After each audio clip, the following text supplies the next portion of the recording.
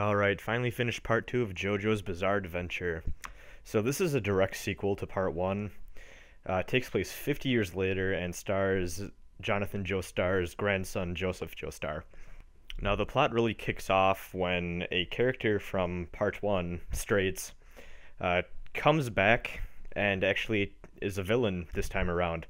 Originally in part 1 he helped out Jonathan defeat Dio. This time he's a villain and he rears his head up and tries attacking Joseph.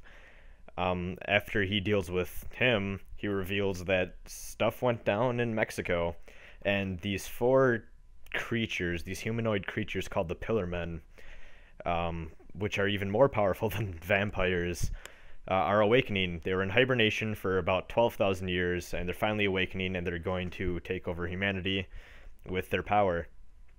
So Joseph needs to go on a bizarre adventure. See what I did there? And he needs to defeat these Pillar Men before they can take over the world. This involves meeting a lot of new faces. Some characters are descendants of characters from part 1, which is really nice. Like we see Zappelli's grandson. He's a pretty cool guy. Something I do want to bring up is that a lot of stories in general, when they're generational in nature, after the first part, they tend to have usually problems that arise in new parts either come straight out of nowhere or they're directly related to what happened in previous parts. Now, what I like what they do here is that the Pillar Men are actually, you could say, the cause of the problems that happened in part 1. So they're kind of going backwards, but also going forward at the same time in terms of the story. So I really like that. It's a very, very nice contrast that I haven't seen very often with stuff like this. Usually they don't go backwards in terms of villains like that. Even other JoJo parts, there's a few times where the next part's villain is the underling of the previous part's villain. So I think that's pretty cool what they did with that. Overall, this is pretty much an evolution of what came before with Phantom Blood. Battle tendency is definitely a step in the right direction for JoJo's. A lot of the characters are a lot better. I talked about this in the Phantom Blood review. A lot of the characters in that were straight up good, straight up evil. There wasn't much gray. This is where we start getting that, where a few of the good characters are kind of dicks. And a lot of the villains have more honorable traits to them. Joseph, in particular, is a very nice contrast to Jonathan. He's not afraid to play dirty. He's not afraid to run away. Doesn't have much. Well, I guess he is honorable in certain situations, but he'll do what he needs to win. He's very, very pragmatic when it comes to fighting. So he's a lot of fun. He's definitely, he knows when to be a jerk in the right situations, and he knows when to be a hero in the right situations. So he's definitely a lot more interesting of a main character than Jonathan. The Pillar Men definitely too have very unique personality quirks. They're very tribal. They're very much into the warrior culture, and even though they view humans as lesser beings, they do respect them if they can match them one-on-one in a fight. So that's really interesting. A lot of fun with that. The art is something I want to bring up. Phantom Blood's art was a little iffy in places, and I guess it's not like a jarring shift or anything, but you can tell that as battle tendency goes on, that the artist is getting a lot better at drawing the characters and just making things look proper. Towards the end, there was never a point where I'm like, that panel looks off or anything, so that's really good. Hopefully the art just continues improving throughout the rest of the series. From what I'm seeing so far, it looks like that holds true.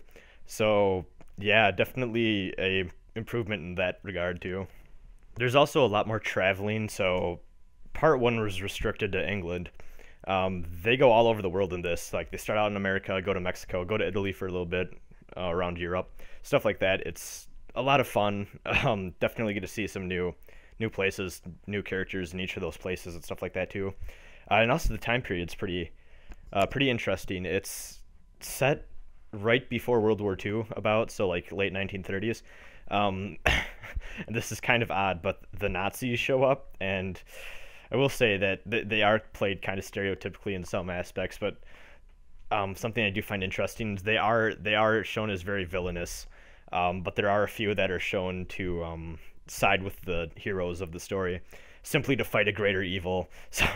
So you know you're doing something wrong with your life when even the Nazis say that you're too evil. So a lot of fun there. A lot of craziness. Like there's this one Nazi guy that straight up looks like Guile from Street Fighter. So he's pretty cool. Aside from the fact that he's a fucking Nazi, but you know, win some, lose some.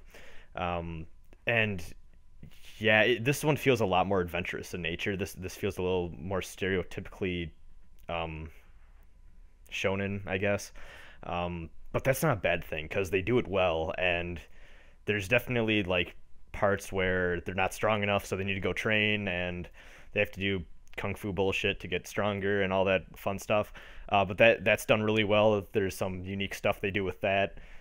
They improve on the rules of the ripple power that was introduced in part one, and they just kind of explored that concept a little bit more in detail and how it works and stuff. So that's a lot of fun. Yeah, I'm running out of things to say. Overall, it's just a lot of fun. One thing I do want to bring up is that JoJo fights, especially in part two, I'm starting to notice this. They seem to all have the same type of flowchart feel to it, where something will happen, and then the other person will go, "Oh, but I tricked you into doing this." But then the other person will go, "Oh, but I tricked you into doing this," and that just repeats over and over again until someone outsmarted someone enough to finally beat them. Like it's just layers upon layers of tricks. And I enjoyed it. I thought they were pretty clever in some places. I kind of want to go back and read and just figure out if I could see things coming, or if it's possible to even see things coming just with how it's drawn or what's being said. But I can see it being annoying just for some people, because I will admit sometimes it feels a little static in that regard with just the feel of the combat in this. But overall, it kept my interest. I think it'll keep most people's interest. But if you're someone that really likes a dynamic style of fighting in stuff you read or watch, I would still try this out. But if you're not feeling it after the first couple fights, I might reconsider reading the rest, because they do stay pretty samey. But yeah, overall, this was really good. I'm definitely a JoJo's fan at this point. Battle Tendency is a lot more interesting of a read than Phantom Blood was, and that's saying a lot because I loved Phantom Blood and the characters in that. And it continues here. All the characters are really awesome. Plot's really good. Combat's great. Yeah, I really don't know what else to say. Go read it. Though I will say, if you haven't read Phantom Blood, read that first. Makes sense reading part one before part two, right? But if you just skip to this, which I have seen one or two people do from just browsing JoJo fan sites and communities and whatnot, I don't think you're gonna get the full experience, because they make a lot of references and callbacks to part one that I don't think a lot of like it really adds to the experience. And if you don't get what they're referencing or what they're calling back to, it doesn't feel as awesome. So yeah, go go read Battle Tendency. A lot of fun. I'm gonna give it a 9 out of 10. Just overall a great read. Very few flaws. Occasionally there's a few points where I wasn't feeling it, but definitely one of the better mangas I've read in quite some time. Whenever I finish Stardust Crusaders, I will definitely have a review of that up. And also, I have in fact pre-ordered the JoJo fighting game, All-Star Battle, so I'll review that whenever I get my hands on that. So stay tuned for that. And also, I will be watching the anime adaptation. I've already watched the first 9 episodes of that. Whenever I finish season 1, I'll have a review of that too. So yeah, stay tuned for more reviews and stuff, guys. See ya.